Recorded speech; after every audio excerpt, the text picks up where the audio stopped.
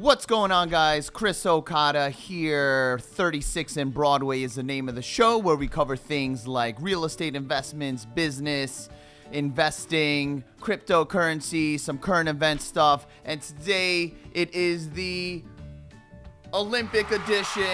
Yes, sir. Did you guys, everyone, check out Shaun White's incredible half pipe, third time gold? You know, it was sort of like one of those retribution type of things, and it was absolutely incredible. He got 62 stitches in his face after a terrible accident on the half pipe several months ago. And today he comes back, or yesterday he came back and absolutely dominated. Of course, there were, it was definitely high competition. At one point he was in second place, but came home with the gold. Big shout out to Chloe Kim. Big shout out to the Sibs. And that's pretty much it. Team USA all the way, 100%. And here we go. This is episode number 2.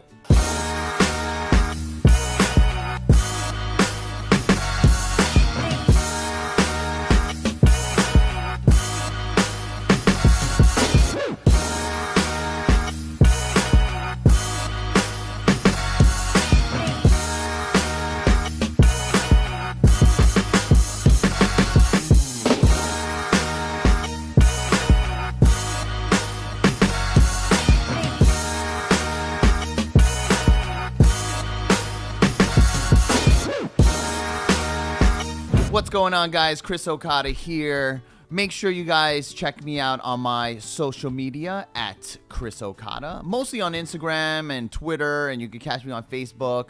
And of course, please subscribe to YouTube. I just want to make sure that one of you people out there learns something, and the only way I know that I'm affecting people and helping you guys out is if you actually subscribe, like, follow, and of course comment. Okay, so today we have a couple questions that I'd like to answer. One is from Phil Fernandez from New Jersey. Okay, Phil Fernandez from New Jersey. Where should I buy, and how will the new tax plan change my investment strategy? Okay, where should I buy? So I know Midtown Manhattan very well. So my MO is Midtown Manhattan and Midtown South Manhattan. You should buy in the areas of which you have expertise. So my sandbox is really 57th Street down to, let's say, 14th Street. Anything that moves in this submarket, I'd like to know. However, we have purchased, our first investment was in Connecticut, and I didn't know much about it, about the neighborhood, but I knew a lot about the tenant, which was a 5-star, not a 5-star, maybe a 4-star gourmet sort of supermarket. Knew about them, bought into that chain as far as the real estate is concerned. So number 1, buy where you know the market. Don't, if you are from Brooklyn, you should buy in Brooklyn, but if you want to break into a new market, definitely 100% do your research.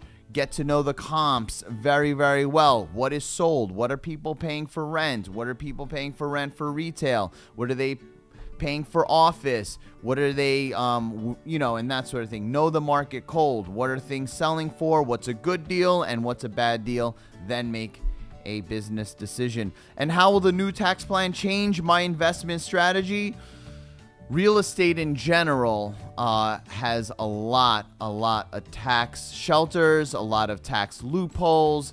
For hundreds and hundreds of years, the people that owned land, the landlords, always really were regarded as, top of the market and sort of lobbied their way into the tax code. So for me, it really doesn't affect it too much. Again, I am not a large corporation. All of my holdings are protected by an LLC, which is a pass-through, so we could still continue to expense that And the main tax advantage of an investment property is the 1031 exchange, which is a like kind exchange without paying for capital gains tax. So that's kind of it. Once you start making a lot of money in real estate, you have to offset that by acquiring a new property and taking paper losses on that. Okay, so that's hopefully, some quick and easy answers for you. Buy where you know, and the real estate tax shelters are in full effect. Next up, Luis Tejada. Okay, what can different ethnic groups learn from the Asian community? All right, we got an Asian question here. Now, this does not have to do with business. I think this has to do more with culture. And here at 36th and Broadway, we're really trying to keep, the same topic, but I am Asian American, so let it be known. What can different ethnic groups learn from the Asian community? I think that Asian Americans, first of all, the old joke of like the mom who's really pissed off that you got an A-, not an A. That's kind of true for a lot of families here in the U.S. that are first generation, meaning their parents are immigrants and the kids are born here and have to deal with that. Or if you yourself are not born in the U.S., and you make your way and become a citizen here in the U.S. and you are of Asian ethnicity. The truth be told, there's a lot of pressure and a lot of expectation, and there are a lot of good and there are a lot of bad things with that. For me, I attribute a lot of my success to my mother and to my father. Really, my mom. My father, growing up, was he's a businessman and was kind of the softy in the family. But my mom, she had the iron fist. So basically, that's kind of it. But what can you learn? Work your ass off. I don't know how to tell you, but really, and it's ingrained within the culture to succeed. You really got to work hard. And a lot of these people ate dirt coming here. My dad came to the U.S. with $200 and lived in Flatbush, Brooklyn, in a garage on the concrete floor. I can't do that, man. I'm a softie. So, but there's a lot of stories like that, like the Korean grocer and the Korean dry cleaner and the Chinese takeout and man, you got to eat dirt and work hard. And today in 2018, they say, you don't need education. Look at all the people that are college dropouts.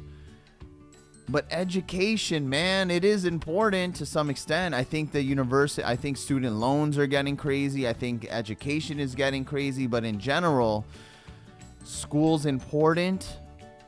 And I'm still all about that. I still believe in education. I know that there are a lot of people out there that push against that. Education. Because learning, for chemistry, for example, and learning the elements, you're not going to use that in modern day life. You're not going to learn, all the things you learn in bio. You're not necessarily learning, all those terms. And you may not use that on an everyday basis, but it is the exercise of learning data and memorizing the data and learning how to spit it back out and being tested. That expands your mind, that expands your work ethic, it's just the actual muscle of learning that I think actually helps you as much as, having a degree. The ability to stretch your mind and that sort of thing. So that's pretty much it. I think today, as far as business is concerned, the main thing to think about is invest in what you know, in a neighborhood that especially in real estate and commercial real estate. And if you don't, you have to do a lot of neighborhood due diligence.